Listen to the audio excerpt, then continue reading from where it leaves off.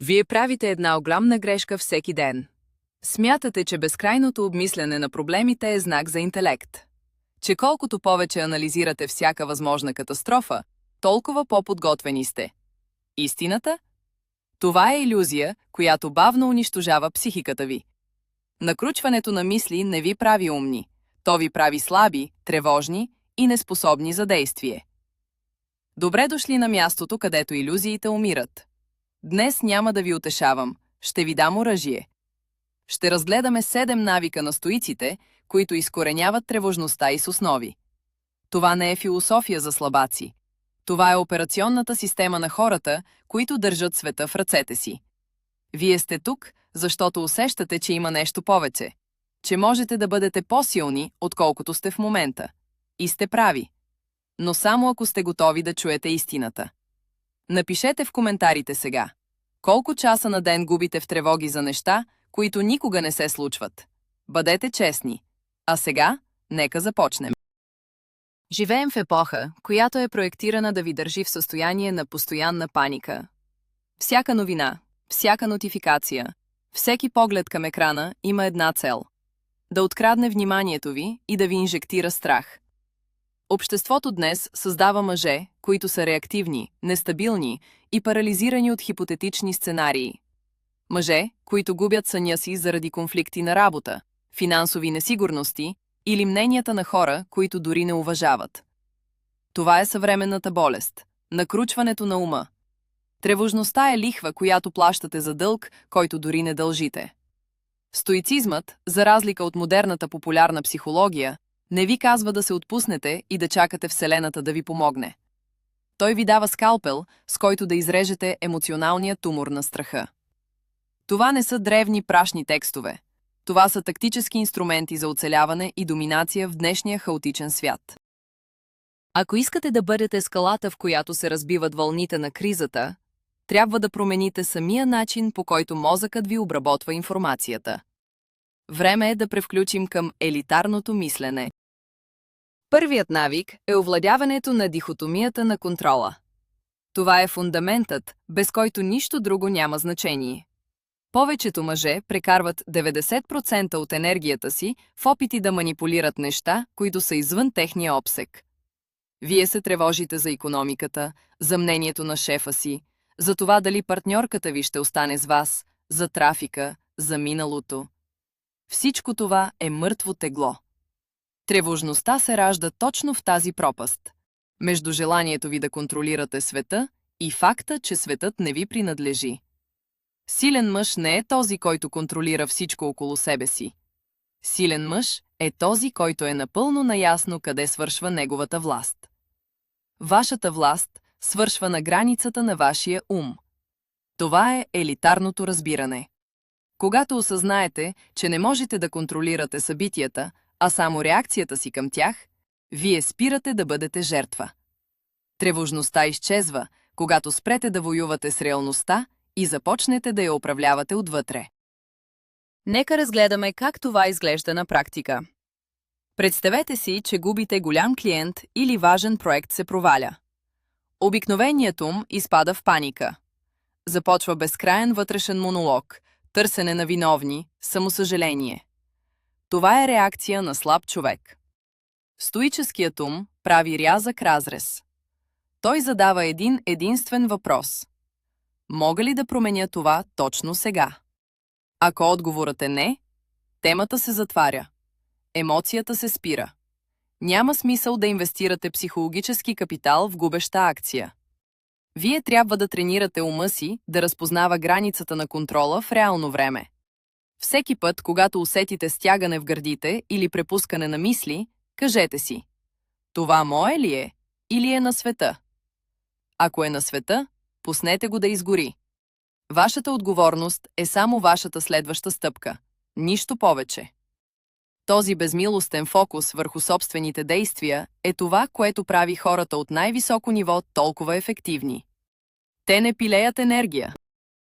За да превърнете това в навик, имате нужда от радикална дисциплина на мисълта. Всяка сутрин, когато се събудите, напомните си, че денят ще ви поднесе неща, които не искате. Ще срещнете некомпетентни хора. ще се сблъскате с несправедливост. Това не е грешка в системата. Това е самата система. Когато очаквате света да бъде непредсказуем, вие отнемате силата на изненадата. Тревожността е просто шокът от сблъсъка между вашите нереалистични очаквания и реалността. Разрушете очакванията си за перфектен контрол. Оставете света да бъде хаотичен. Вашата задача е да бъдете центърът на гравитацията в този хаос. Когато другите тичат в паника, вие стоите неподвижно, защото предварително сте приели, че външните събития нямат власт над вашия вътрешен покой. Това е истинското превъзходство. Вторият навик е любовта към съдбата, или така нареченият амор фати. Това не е просто примирение. Примирението е за победените. Да приемеш съдбата означава да се съгласиш с нея през зъби. Да я обичаш означава да я използваш. Тук се крие тайната, която отличава 1% от мъжете от всички останали. Когато се случи нещо ужасно, губите пари, предават ви, разболявате се, вие не просто казвате «ще се справя». Вие казвате «имах нужда точно от това». Това е брутално преформулиране на реалността. Вие взимате отровата и я превръщате в гориво. Тревожността се храни от страха, че нещата ще се объркат. Но ако вие обичате момента, в който нещата се объркват, защото той ви тества и ви прави по-силни, страхът губи своята логика. Не можете да уплашите човек, който иска да бъде тестван. Представете си огън. Ако хвърлите малка съчка в него, той ще я погълне. Ако хвърлите огромен дънер, слабият огън ще угасне. Но огромният бушуващ огън, той поглъща всичко, което хвърлите в него, и става още по-яростен. Препятствието не просто се преодолява. Препятствието става самият път. Когато накручвате мислите си, вие се опитвате да избегнете болката. Стоикът не избягва болката, той я консумира. Следващият път, когато се окажете в задънена улица, вместо да питате «защо се случва на мен?», усмихнете се. Кажете си, че животът ви е избрал за спаринг партньор днес. Това незабавно премества мозъка ви от режим на жертва в режим на хищник. Хищникът не изпитва тревожност, той изпитва фокус. Това е психологическа алхимия от най-висок ред. Този навик изисква пълно унищожаване на вътрешното оплакване. Силен мъж не мрънка, дори пред себе си. Оплакването е най-бързият начин да източите личната си сила и да поканите тревожността в ума си. Всеки път, когато си кажете, че нещо е несправедливо, вие отваряте вратата за стреса. Амор фати означава да изтриете думата «несправедливо» от речника си. Всичко е просто данни. Всичко е просто материал, с който да работите. Шефът ви е тиранин? Страхотно! Това е урок по управление на конфликти. Партньорката ви е напуснала? Отлично! Това е пространство за лично изграждане без разсейване. Тревожността не може да вирее в ум, който вижда във всяка катастрофа скрит подарък. Вие ставате антикрехки. Колкото повече ви удрят, толкова по-корави ставате. Това е абсолютната свобода. Третият навик е негативната визуализация. Това звучи парадоксално. Не ни ли казват съвременните гурута да мислим само позитивно? Да, и затова съвременното общество е пълно с крехки хора, които изпадат в депресия при най-малкия проблем. Позитивното мислене е хапче за сън. Негативната визуализация е студен душ. Става въпрос за умишлено, контролирано обмисляне на най-лошия възможен сценарий. Вие не го правите, за да се паникьосвате. Вие го правите, за да се вакцинирате срещу страха. Когато се тревожите, умът ви създава смътни, ужасяващи сенки в тъмното. Те изглеждат огромни. Но когато умишлено насочите светлината към тях и разгледате най-лошото, вие осъзнавате нещо критично. Осъзнавате, че дори в най-лошия случай вие ще оцелеете. Страхът от неизвестното се превръща в конкретен план. Представете си, че ви предстои важна презентация или преговори. Тревожният мъж ще си повтаря: «Дано не се проваля, дано не забравя думите си». Стоикът сяда в тишина и си представя тоталния провал. Представя си как забравя всичко. Представя си как го усмиват. Представя си как губи сделката. И след това си задава въпроса. И какво от това? Ще умра ли? Не. Ще намеря ли друга работа? Да. Ще продължа ли да дишам? Да. Когато демистифицирате най-лошия сценарий, той губи своята парализираща сила. Вие отнемате оръжието на тревожността. Тя вече няма с какво да ви плаши, защото вие вече сте били в ада в ума си и сте се върнали невредими. Това е техника, използвана от елитни военни части и топ-менеджери. Тя премахва емоцията и оставя само чистата логика. Разликата между накручването и негативната визуализация е в контрола. Накручването е хаотично, то ви влачи. Негативната визуализация е умишлена. Вие я ръководите. Вие влизате в симулацията, извличате данните и излизате. Правите го за 5 минути сутрин.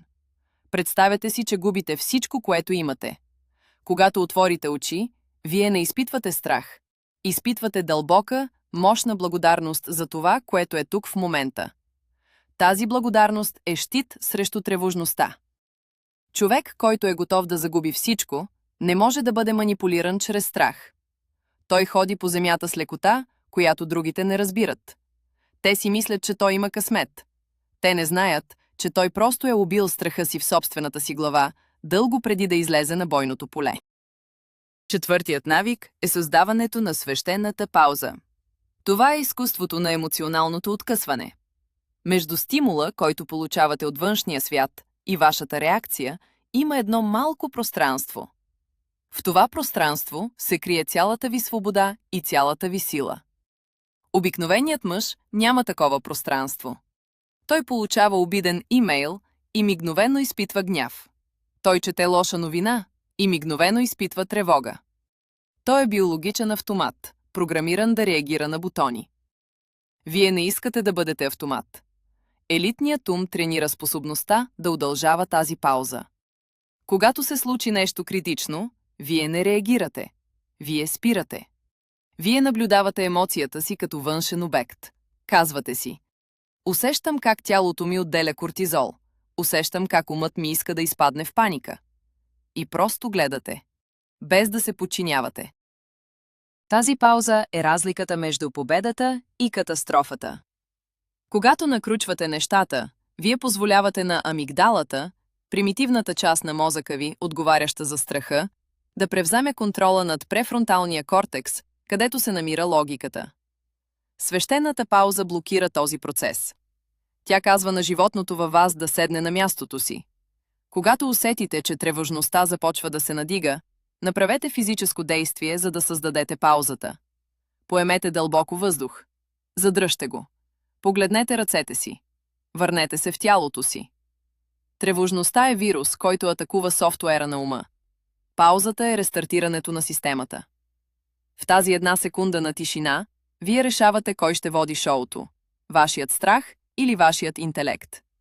Избирайте интелекта всеки път. Овладяването на тази пауза изисква да спрете да се идентифицирате с мислите си. Вие не сте вашите мисли. Вие сте наблюдателят на вашите мисли.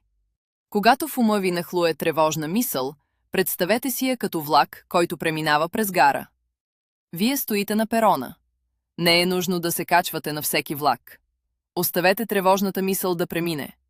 Не се борете с нея, защото борбата й дава енергия. Просто я игнорирайте с хладнокръвие. Кажете си: това е интересна хипотеза от страна на моя мозък, но не съм задължен да й вярвам. Този емоционален дистанс е белег на изключителна психологическа зрялост. Той ви позволява да останете ледено спокойни, докато хората около вас губят разсъдъка си. Това е харизмата на силата. Петият навик е бруталното закотвяне в настоящето. Тревожността е форма на ментално пътуване във времето. Вие отивате в бъдещето, създавате си проблеми, които още не съществуват, връщате се в настоящето и започвате да страдате заради тях. Това е форма на лудост, ако се замислите логично. Вие кървите за рани, които никой не ви е нанесъл. Единственото място, където имате реална власт, е сегашната секунда. Миналото е мъртво и не подлежи на промяна. Бъдещето е илюзия, която никога не се случва така, както си я представяте. Елитният мъж фокусира цялата си агресивна енергия върху това, което е пред него точно сега. Той не се тревожи за битката утре. Той се фокусира върху заточването на меча си днес. Този микрофокус е убиецът на накручването. Всеки път, когато хванете ума си да блуждае в бъдещето и да рисува катастрофи, използвайте команда за връщане. Попитайте се, какъв е проблемът ми точно в тази секунда? Не утре, не след месец, сега. Точно в тази секунда имате ли въздух? Имате ли покрив? Имате ли ръце, с които да работите? В 99% от случаите, отговорът е, че в настоящия момент всичко е наред. Тревожността не съществува в настоящето. Тя съществува само в абстракцията на бъдещето. Като принуждавате мозъка си да се занимава само с непосредствената реалност, вие буквално изключвате генератора на стрес. Това изисква тренировка. Вашият ум е като недисциплинирано куче, което постоянно бяга напред. Трябва да го дърпате на каишката хиляди пъти на ден, докато се научи да върви до крака ви. Тази практика не означава, че не планирате бъдещето. Планирането е интелектуален процес, базиран на данни. Тревожността е емоционален процес, базиран на страх. Разликата е огромна. Вие сядате, правите стратегия за следващата година, записвате стъпките и затваряте тефтера. Процесът приключва. След това се връщате към изпълнението на днешната задача с абсолютна концентрация. Когато изпълнявате днешната задача перфектно, бъдещето се грижи само за себе си. Това е тайната на високата продуктивност без прегаряне. Вие не носите тежестта на целия си живот върху плещите си всеки ден. Носите само тежестта на днешния ден. А всеки силен мъж може да издържи тежестта на един единствен ден. Това е стоическата формула за непобедимост. Честият навик е радикалното обективно рамкиране. Ние никога не реагираме на самите събития. Ние реагираме на историята, която си разказваме за тези събития. Събитието е напълно неутрално. Губите работата си. Това е просто факт. Компанията вече не плаща по вашата сметка. Всичко останало. Това е ужасно. Аз съм провал. Никога няма да си намеря друга работа. Е вашата измислена история. Тревожността се ражда от вашите истории, не от фактите. За да спрете накручването, трябва да се научите да събличате събитията от техните емоционални дрехи. Трябва да ги гледате под микроскоп, студени и голи. Когато премахнете прилагателните думи от вътрешния си диалог, ще откриете, че реалността е много по-лесна за управление, отколкото си мислите. Ако някой ви обиди, вие си казвате: той ме унижи. Това е недопустимо. Стоикът си казва: този човек произведе звукови вълни с устата си, които изразяват неговото мнение, което не струва нищо за мен. Виждате ли разликата? Първото предизвиква ярост и тревожност. Второто предизвиква безразличие. Вие трябва да станете безпощаден редактор на собствения си ум. Всеки път, когато усетите тревога, запишете мисълта си на лист хартия. След това зачеркнете всички емоционални думи, всички предположения и всички оценки. Оставете само суровите факти. Ще бъдете шокирани колко незначителен е проблемът в действителност. Вие сами се тероризирате със собствената си лексика. Променете думите, с които описвате ситуацията, и веднага ще промените биохимията в тялото си. Това обективно рамкиране ви дава огромно тактическо предимство в кризисни ситуации. Когато всички останали се давят в драма и емоции, вие сте единственият, който вижда дъската за шах ясно. Вие виждате фигурите, а не илюзиите. Това ви прави естествен лидер. Хората са привлечени от мъже, които не губят центъра си, когато светът се тресе. Вашето спокойствие става заразно. Но за да постигнете това, трябва да убиете егото си. Егото е това, което се обижда, тревожи се за статуса си и накручва сценарии. Обективността е студена вода в лицето на егото. Тя ви връща към фактите. А фактите винаги могат да бъдат решени с действие. Спрете да бъдете разказвач на трагедии и станете инженер на решения. Това е преходът от момче към мъж. Седмият и най-могъщ навик е осъзнаването на смъртността, или мементо мори. Това е ултимативният лек срещу тревожността. Вие се тревожите за дреболии. Какво ще си помисли някой за вас? Дали сте казали правилното нещо на срещата? Дали колата ви има дръскотина? Всичко това изглежда важно само защото живеете в илюзията, че имате безкрайно време. Че вие сте центърът на Вселената. Стоиците използват смъртта като инструмент за създаване на перспектива.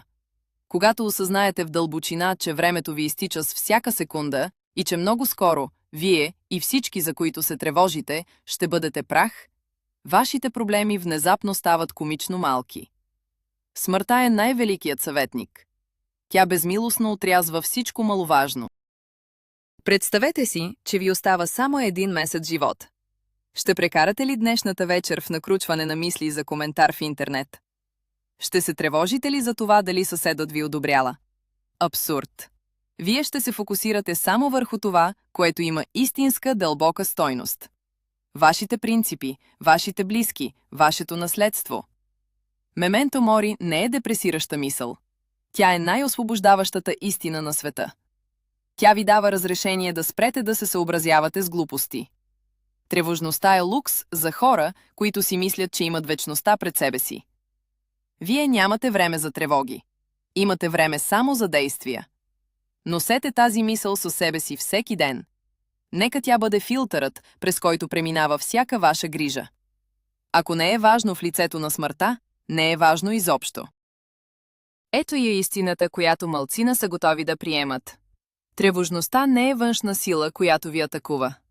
Тя е навик на слабия ум, но умът може да бъде пречупен и изкован наново. 7 навика, които разгледахме – дихотомията на контрола, любовта към съдбата, негативната визуализация, свещената пауза, бруталното настояще, обективната рамка и осъзнаването на смъртта, не са просто философски концепции. Те са арсенал. Те са система за тотална защита срещу хаоса на съвременния свят. Вие вече имате знанията. Разликата между вас и обикновения зрител сега се крие само в изпълнението. Изберете един от тези навици днес и го превърнете в закон в живота си. Бъдете безмилостни към слабостите си. Благодаря ви, че бяхте част от този елитарен кръг днес. Истинската промяна изисква действие. Затова ви предизвиквам. Напишете в коментарите кой от тези 7 навика ще внедрите още утре сутрин. Отнонирайте се, ако искате да продължите да изграждате железен характер. До следващия път. Останете непоколебими.